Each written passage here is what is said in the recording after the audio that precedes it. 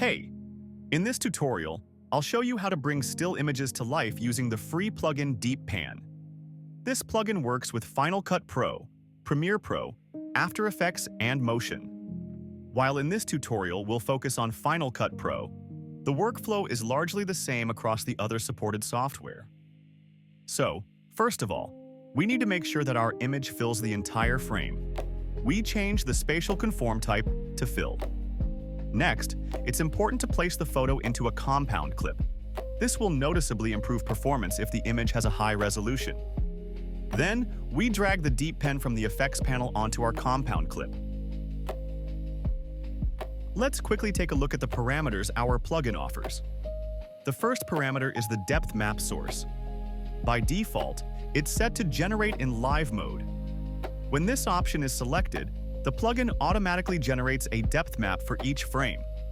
This option will work well for most users.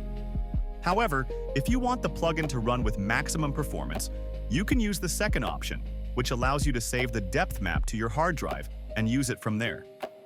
The third option can be used when you already have pre-made depth maps and want to use the plugin with them. Next is the progress mode parameter. By default, it's set to auto, where the animation automatically stretches to match the length of the clip. You can select the loop option to make the animation repeat in a loop.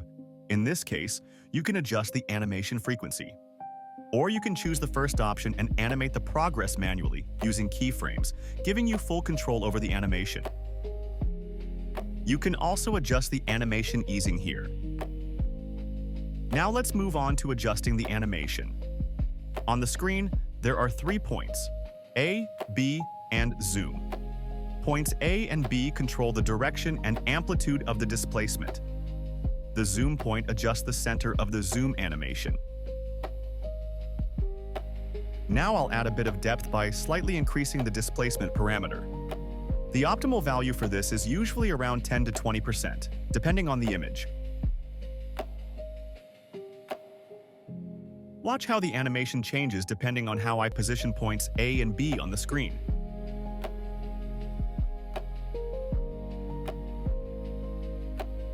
Looks good, except for this area in the corner, there's too much distortion. We can fix that by increasing the depth map feather. There we go, much better. As you can see, this plugin works really well with landscape images. But when there's an object close to the camera, you might need to fine-tune the settings a bit more carefully.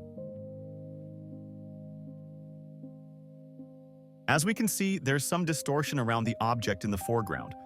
There are a couple of things we can do to fix that. The first and most important thing is to place the A and B points along the object. Additionally, we'll lower the displacement value and increase the depth map feather. By balancing these 3 settings, we can achieve great results with almost any image. Now I'm going to show you how to make this animation feel more dynamic. It's simple.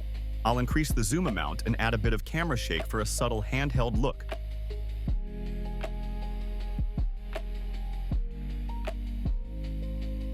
That's it for this tutorial. Thanks for watching. I hope you enjoy using this free plugin.